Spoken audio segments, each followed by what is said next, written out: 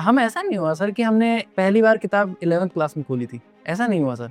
बचपन से कुछ ना कुछ पढ़ते थे, कोई थोड़ा पढ़ता था, कोई ज़्यादा पढ़ता है, पढ़ते सब थे सर। सबने क्लास 12 तक पढ़ा है। सर वो पूरी जर्नी सर।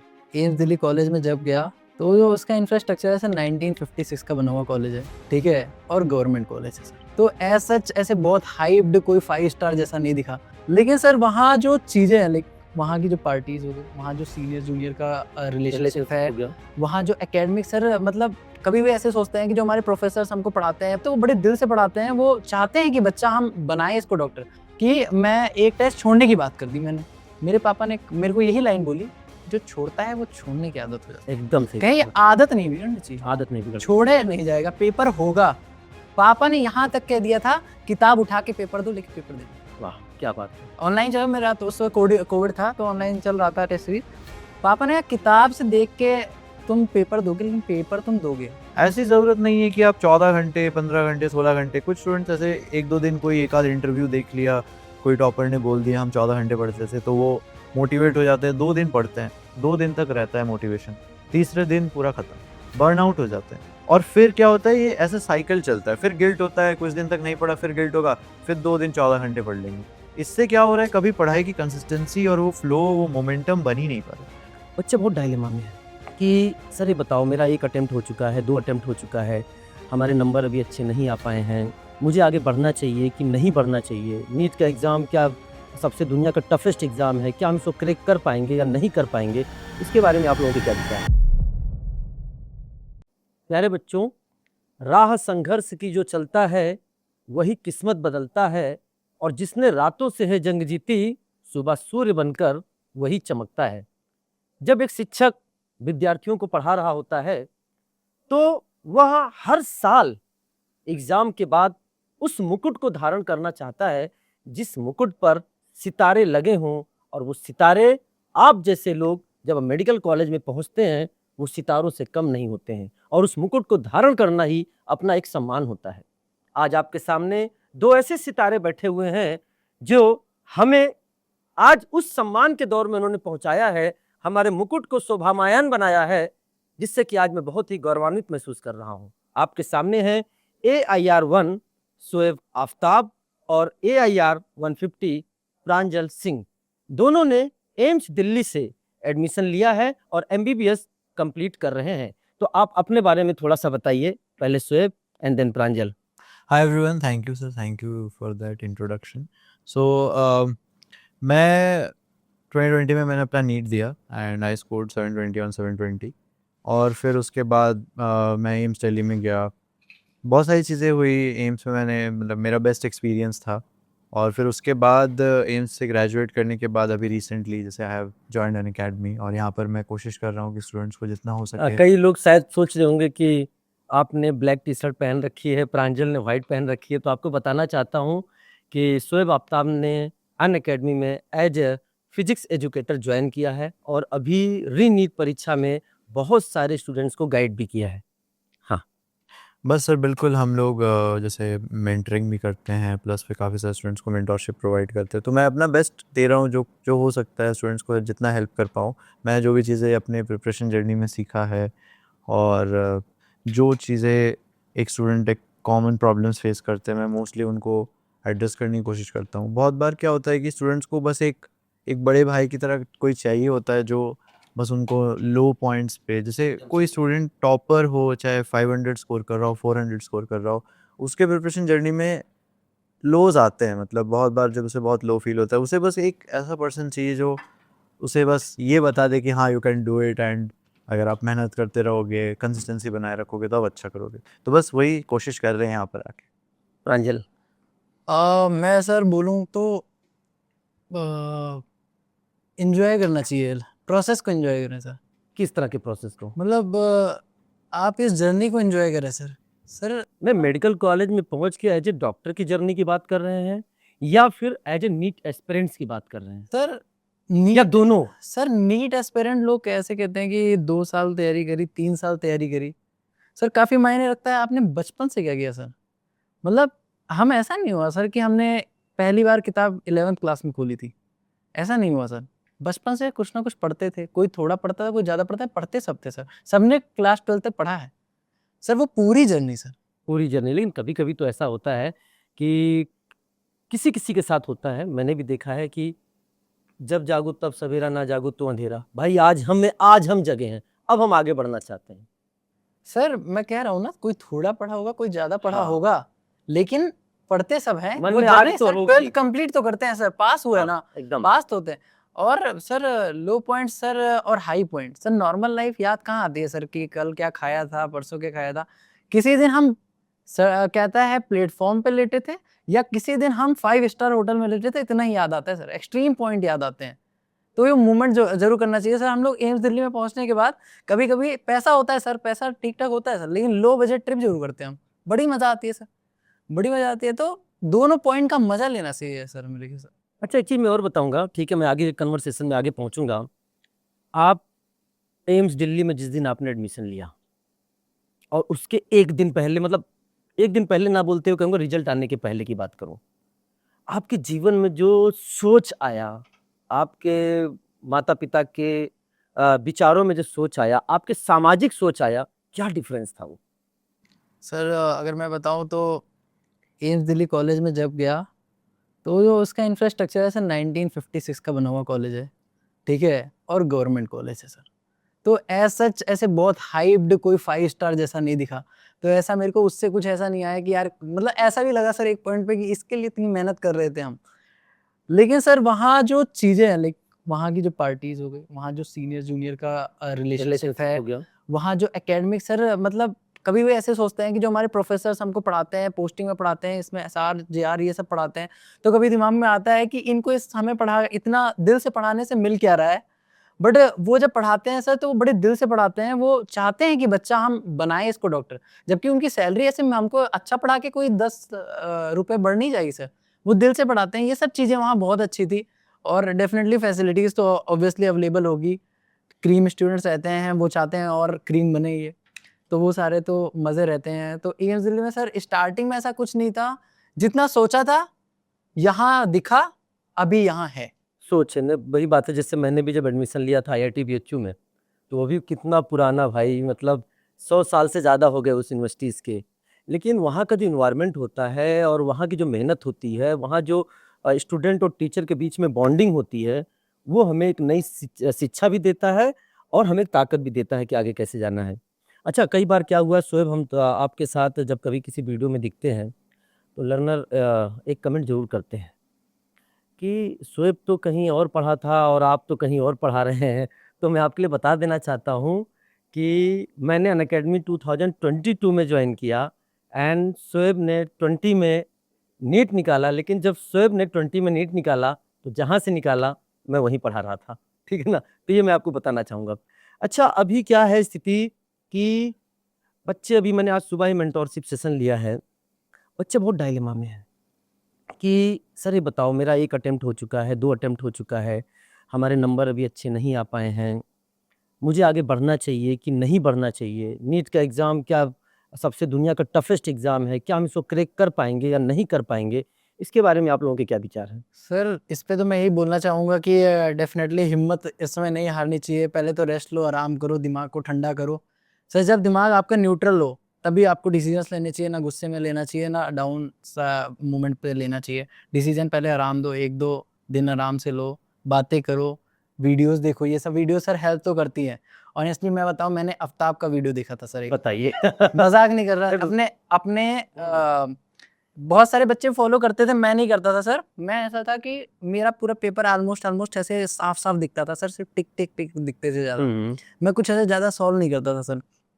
अब तब के मतलब मेरे को 2 हफ्ते पहले नीट के लगा यार, सिली मिस्टेक हो गई तो बड़ा दुख लगेगा, सिली मिस्टेक नहीं सहा जाएगा मुझसे।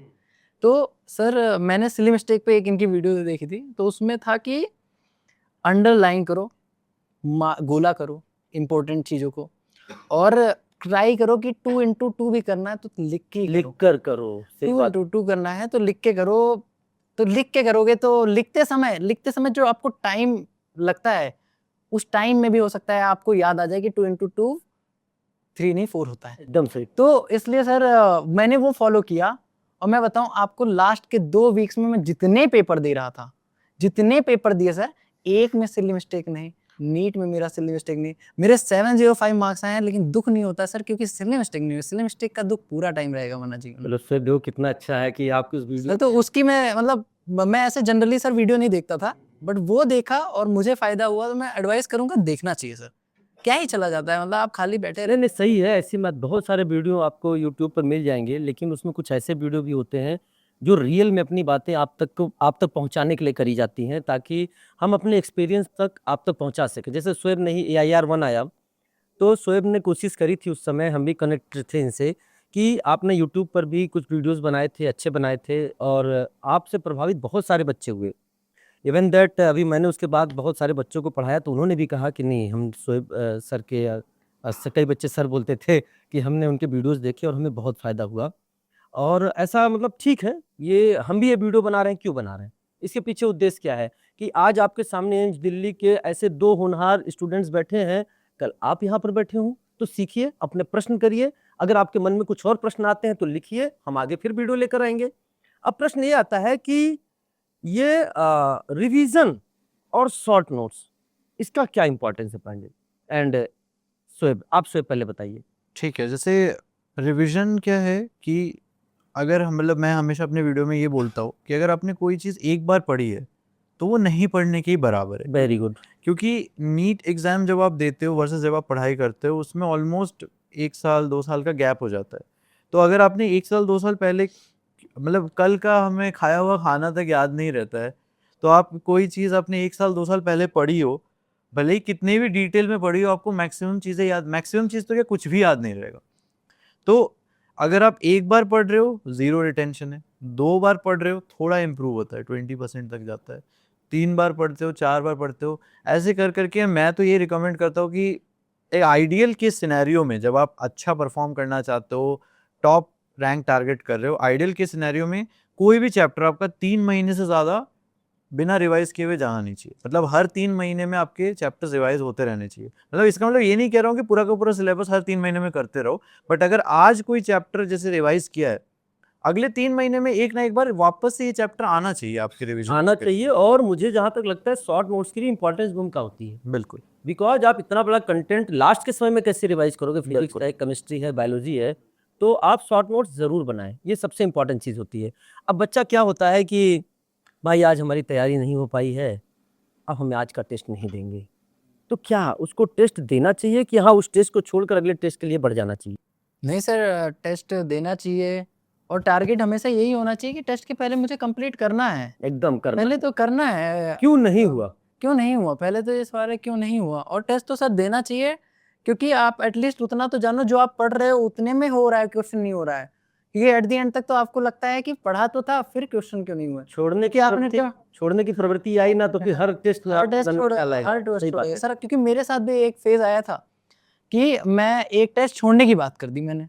मेरे पापा ने मेरे को यही लाइन बोली, जो छोड़ता है वो छोड़ने की आदत हो जाती है। एकदम सही। कहीं आदत नहीं बिगड़नी चाहिए, आदत नहीं बिगड़। छोड़े नहीं जाएगा, पेपर होगा।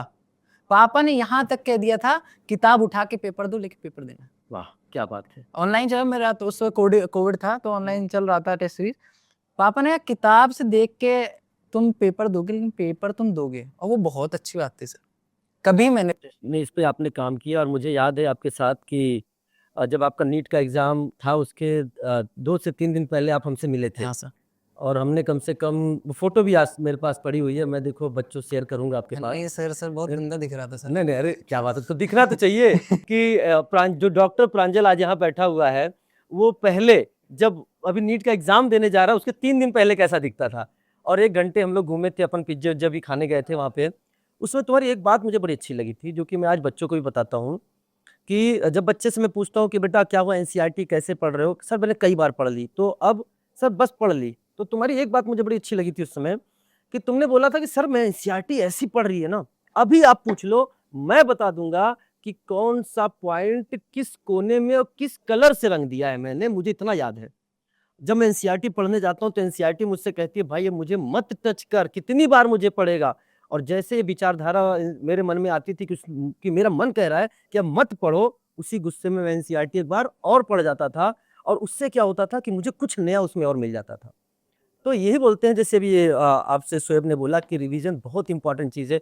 कई बच्चों को देखा है ना, दो चीज़ें और मेरे दिमाग में आई हैं। एक तो ये, एक का जवाब आप दीजिए, एक का जवाब आप दीजिए। पहला ये, कुछ बच्चे नॉवेल की तरह नोट्स पढ़ते हैं, मतलब एकदम ऐसे नॉवेल, हाँ फिजिक्स ये हो गया, केमिस्ट्री ये हो गया, सब पढ़ा दिया मुझे, सब आ रहा है, सब आ रहा है, सब आ रहा है, लेकिन उसके बाद आके बोलते हैं सर निगेटिव मार्किंग हो गई है। तो ये सबसे बड़ी गलती हो जाती है। इसका जवाब आप दें।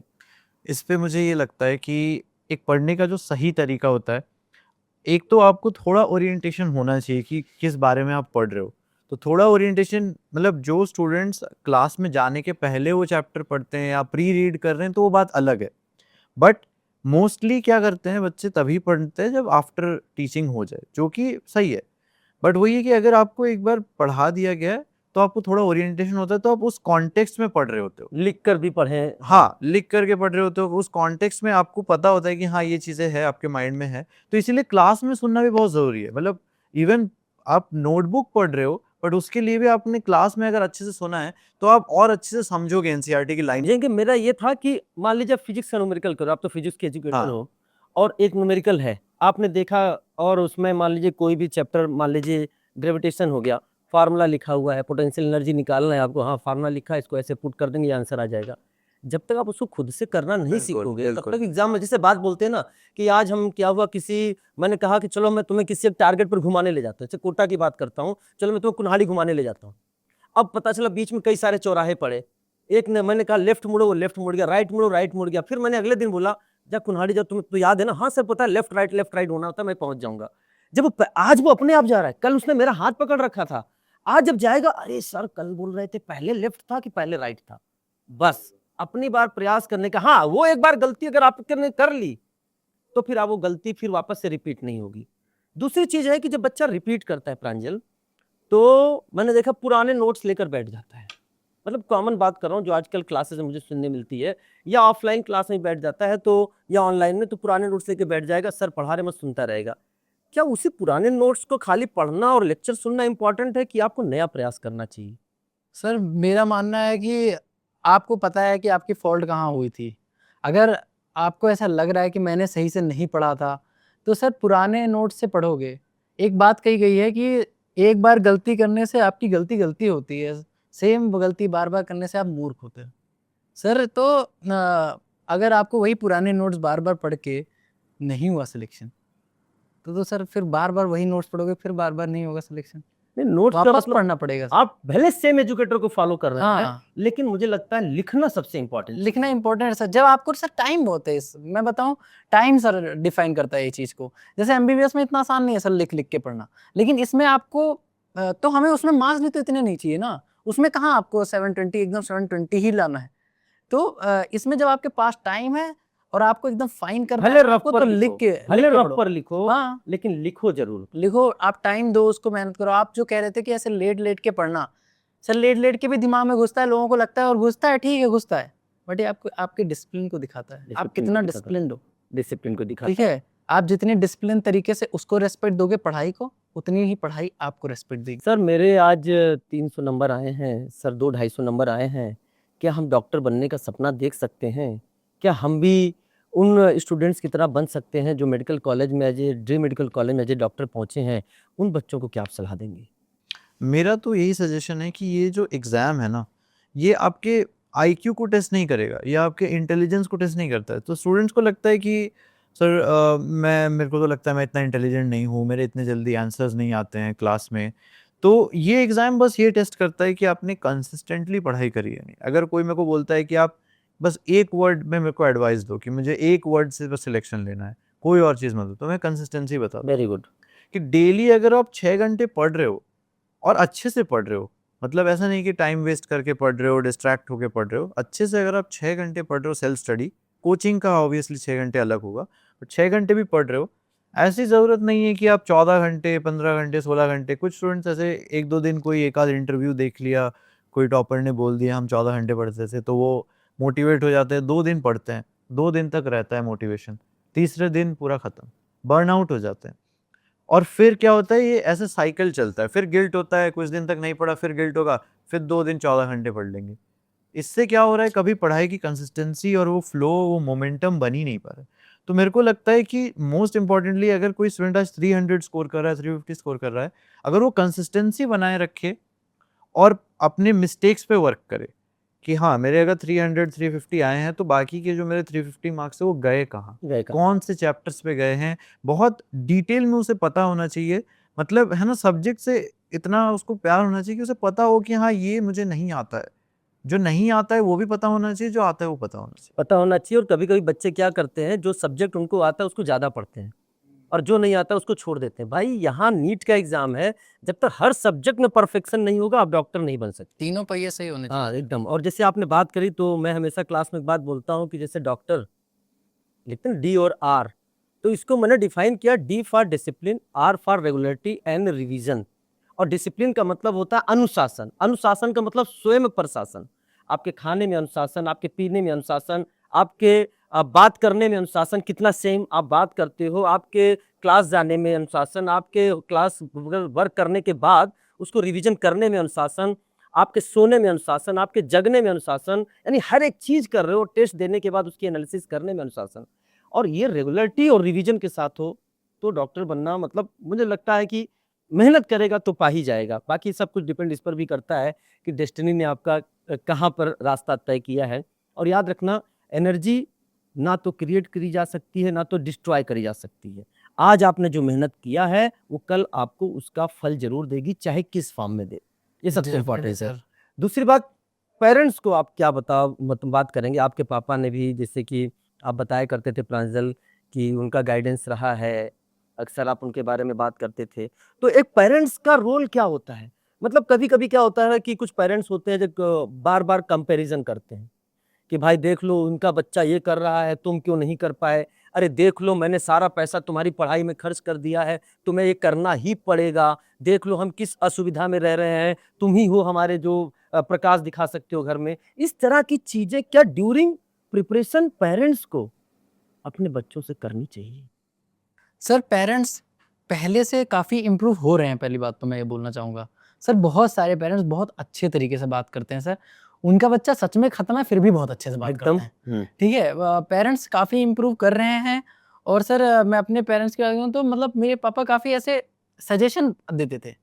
मैं और कन्वर्ट करनी भी आनी चाहिए सर कि अपने पेरेंट्स को, आपको इतने साल से उसके साथ तो समझ जाओ अभी बात आपने को। बोला ना कि जब मेरी तैयारी नहीं होती थी हमारे पापा कहते तू किताब लेकर टेस्ट दे, लेकिन हाँ। टेस्ट दे। तो सपोर्टिव इन्वायरमेंट हो गया ना। वही सर, ये तो नहीं कहा तूने टेस्ट क्यों नहीं दिया, हाँ। तेरी पढ़ाई कैसे नहीं हुई। डेफिनेटली दोनों सोच अलग अलग है। तो मतलब वो मुझे डायरेक्शन देते थे और मुझे सजेशन देते थे। डेफिनेटली सर उनके पास एक्सपीरियंस ज़्यादा है, तो कहीं ना कहीं मेरे से कुछ ना कुछ एक्स्ट्रा जानते होंगे, उन्होंने देखा है अपनी लाइफ में कुछ ना कुछ। तो मैं उनकी बात को सुनता था, कंसीडरेशन में लेता था। मैंने नहीं कहा कि 100% बात उनकी फॉलो करी है, और एंड तक राइट डिसीजंस ही निकलते हैं, और नहीं भी निकलते सर तो डिसीजन को ही राइट कर देता हूँ। ठीक है सर। तो इसलिए मेरे पापा का अब तो एक सिंपल सा लाइन हो रखा है, वो यही है कि कुछ भी बोलता हूँ तब यही कहते हैं, जो भी करेगा अच्छा ही करता है हर बार। तो वो आप तो उन पेरेंट्स ठीक है। को एक मैसेज जरूर दें कि जो थोड़ा सा प्रेशर, इस तरह का प्रेशर क्रिएट करते हैं। सर ठीक है, इसको अदरवाइज parents- कोई पेरेंट्स ना ले, मैं कहना चाहूँगा। लेकिन हाँ, एक स्टूडेंट्स है ना, वो इस जर्नी में वैसे इतने सारे सब्जेक्ट का लोड और इतने सारी चीज़ों में रहता है, तो उसमें आपका सपोर्ट बहुत ज़रूरी है। अब प्रांजल सर वो पेरेंट्स तो कभी कुछ नहीं बोलते जो पेरेंट्स ऐसी जर्नी से गुजरे होते हैं, एकदम। उन्हें ना अच्छे से पता होता है सर।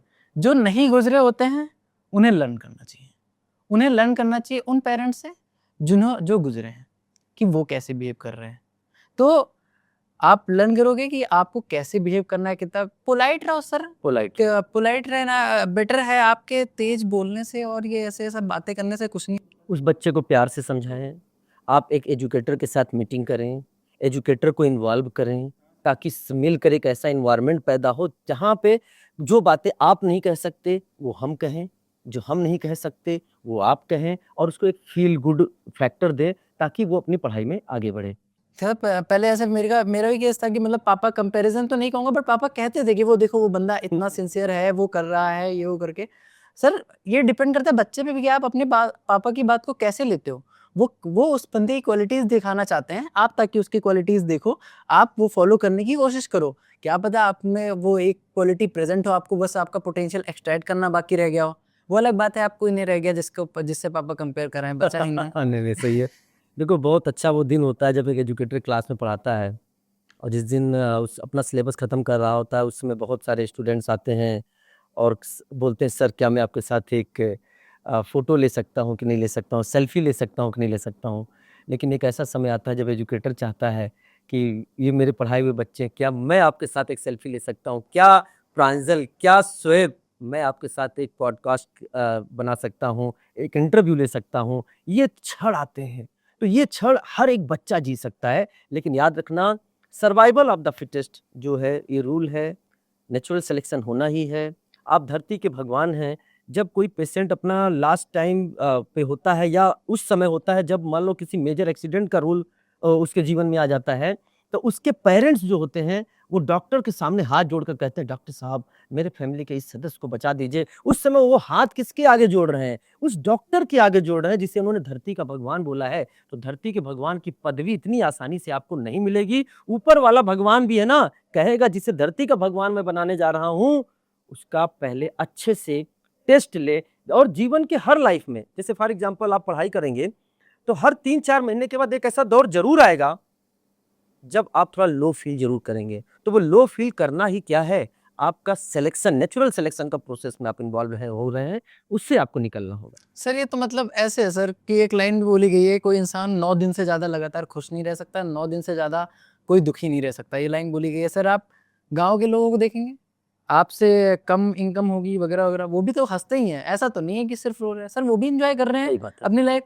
एन्जॉय सारे कर रहे हैं। इसलिए मैं वो लाइन बोलता हूँ कि वही करना चाहिए जिसमें आपको पैशन है। अब शोएब था, वो एमबीबीएस एम्स दिल्ली मिला, बड़ा डॉक्टर भी बन जाता और वैसे ही जाता। मैं वो पाथ फॉलो कर रहा हूँ कि मेरे को बड़ा डॉक्टर बनना है और मेरे को ये करना है। शोएब को अलग से इंटरेस्ट आया एजुकेशन, मतलब ऐसे एजुकेटर बनने में, एजुकेटर बनना, ठीक है? तो ये उसका पैशन हो गया और पैशन इसमें हो वो गया। उसका मन किया होगा अरे सर। पैशन तभी है ना जब वो एम्स दिल्ली के तुरंत बाद वो स्टूडेंट्स को गाइड करना शुरू कर हाँ। दिया। भाई मैं एम्स दिल्ली में हूँ, मैं बच्चों तक कैसे पहुंचूं, तो वही उसने तो सर। वीडियो बनाया। वो एक वीडियो आपने भी देखा, आज आप एम्स दिल्ली में हैं, तो वो देखा जाए तो वो आज एजुकेटर नहीं बनाया। हाँ। वो जिस दिन एम्स दिल्ली में पहुंच गया था और उसका पहला वीडियो आया था, उसी दिन वो एजुकेटर बन गया था। डेफिनेटली सर, तो वो पहले से रहता है, आपको पता होता है आपका पैशन क्या है। कई बच्चे एक्सप्लोर भी करते हैं, कई लोग होते हैं जो पहले वीडियो बनाते हैं फिर नहीं बनाते, उन्होंने एक्सप्लोर किया, उनका अपना तरीका था।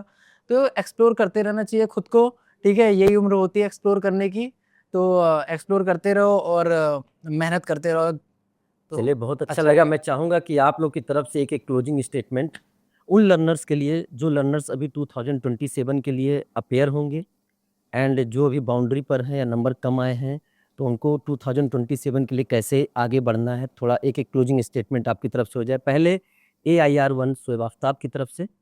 बिल्कुल, क्लोजिंग स्टेटमेंट बस यही है कि आप लोग ओवरथिंक ज़्यादा नहीं करो। बहुत सारी चीज़ें हैं, बहुत लोग आपको कुछ बोलेंगे, रिलेटिव्स कुछ बोलेंगे, इधर-उधर से बहुत कुछ सुनने को मिलेगा। जो चीज़ें आपके हाथ में नहीं है, जो आपके कंट्रोल में नहीं है, उस पे फ़ोकस करना ही छोड़ दो। पेपर पैटर्न में क्या चेंज हो रहा है, न्यूज़ में क्या आ रहा है, ट्विटर पे क्या आ रहा है। बहुत बार क्या होता है ना, ये सब चीज़ों को हम अपने दिमाग पे बहुत ज़्यादा हावी हो जाने देते हैं, बट ऐसा नहीं होने देना है। आप अपना बेस्ट दो, उससे जितना हो पाए होगा। अगर सिलेक्शन हो गया तो बहुत बढ़िया, नहीं हुआ तो कुछ सीख के ही जाओगे, क्योंकि नॉलेज इज नेवर वेस्टेड। जैसा कि सर ने बोला कि एनर्जी क्रिएट या डिस्ट्रॉय होती नहीं, एक फॉर्म से दूसरे फॉर्म में कन्वर्ट होती है। तो जो आपने एफर्ट यहाँ लगाया, जो आपने डिसिप्लिन यहाँ पे सीखा है, जो कंसिस्टेंसी हो गई, जो एक फाइट करना जो आप सीख रहे हो कि हाँ एक कॉम्पिटिटिव एग्जाम है जहाँ पर मैं इतने सारे एस्पिरेंट्स के साथ एक कॉम्पिटिशन कर रहा हूँ, वहाँ पर आपकी जो भी परफॉर्मेंस हो, ठीक है, तो लाइफ में कभी आप विन और लूज नहीं करते हो। Some battles you win, some battles you lose, ठीक है, बट ये आपका लाइफ का वो नहीं है। मतलब लाइफ बहुत लंबी जर्नी है, ठीक है, इन दी एंड सबको मरना ही है, तो मतलब अल्टीमेटली तो सब लूज ही करेंगे ना।